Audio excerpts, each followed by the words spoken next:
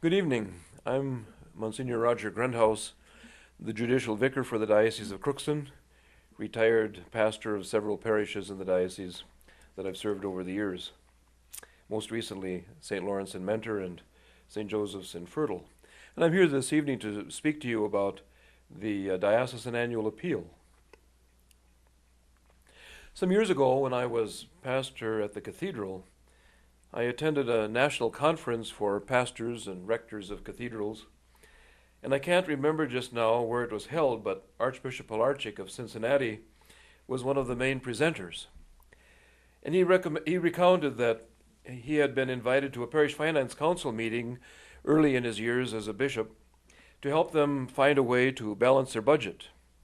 And he was asked by one of the members at the meeting as they were going down the items on the finance statement, on the budget, diocesan assessment, $80,000. What do we get from the diocese for $80,000, he asked. And the Archbishop admitted that the question caught him a bit off guard, and so he replied, well, you get to call yourself Catholic. The cathedral in Cincinnati is an inner-city church with only a small congregation, and so it depends largely on a diocesan subsidy for its maintenance. And the Archbishop said that he was once going over the archdiocesan budget with his chief financial officer with a sharp pencil, trying to balance the ledger, and he encountered the line for cathedral administration, $425,000.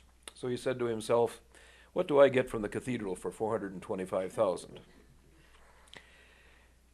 Well, getting to call ourselves Catholic is worth it, worth what it costs. And that is no small matter.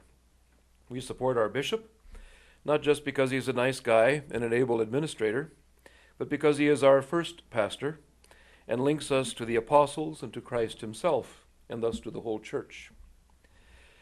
Our DAA contributions support the office or the ministry of the bishop.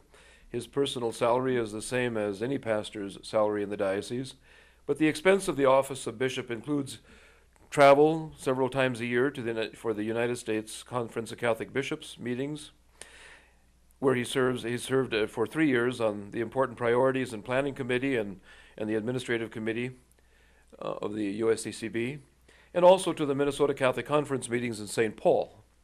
His housing and expenses and the contributions the diocese is expected to make to these organizations come out of his budget, as well as our diocesan assessment to the Holy See in Rome each year. We also get an educated clergy from the proceeds of the appeal.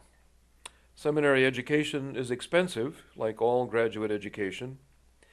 We have an endowment, but it rarely covers all educational expense, and in a couple of these past years, the endowment hasn't covered any of the expense, since there was no interest forthcoming due to the national economic crisis that we've all shared in. All of our priests have to engage in continuing education through the years, but occasionally one or the other has to be sent for more professional ecclesiastical degrees so that we may have the necessary canonical and theological expertise to resource the clergy and the ministries that we carry out in the diocese.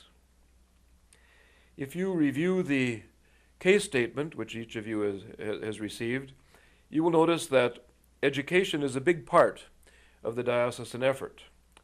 Altogether, $332,000 for education of clergy and seminarians, for our Catholic schools, our youth programs, the Safe Environment Program, and so on.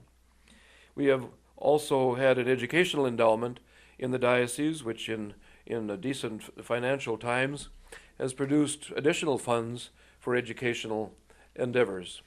Education in the faith is a high priority on the diocesan level as well as in our parishes, we know, and we don't have to be convinced of its importance, I'm sure.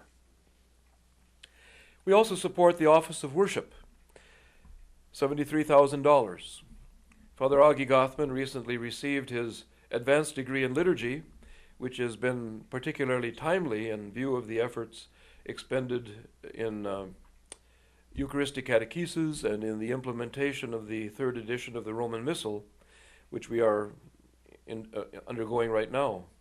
But every year there are special ceremonies at the cathedral too, such as our beautiful Chrism Mass each Holy Week, and throughout the diocese, dedications of churches and so on, and overseeing the quality of the worship experience generally, All of that requires the oversight of the office of worship.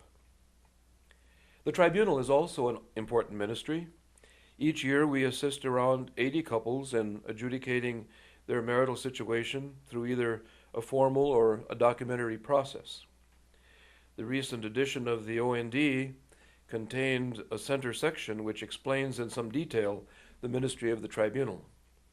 There used to be a charge for this ministry, no more. The Priest Council several years ago decided to fold the expense of the tribunal into the Diocesan Annual Appeal to avoid the public perception that you could purchase an annulment somehow. Our theme this year, Wash One Another's Feet, is from St. John's Gospel, 13th chapter. All that I've recounted could not be carried out adequately at the parish level alone. We need to work together for both quality and efficiency, as well as theologically, of course.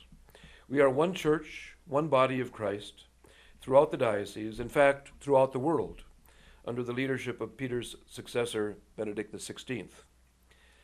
So by striving together and cooperating with one another, we accomplish the work of the body of Christ. We wash one another's feet. The Diocesan Annual Appeal has succeeded every year since it started, and no one has suffered, I think. We have met our goals with a high degree of participation throughout the years, and this is a real manifestation of the quality of faith throughout the diocese. And we will do it this year also, for the Lord, for our children, and for one another. Thank you.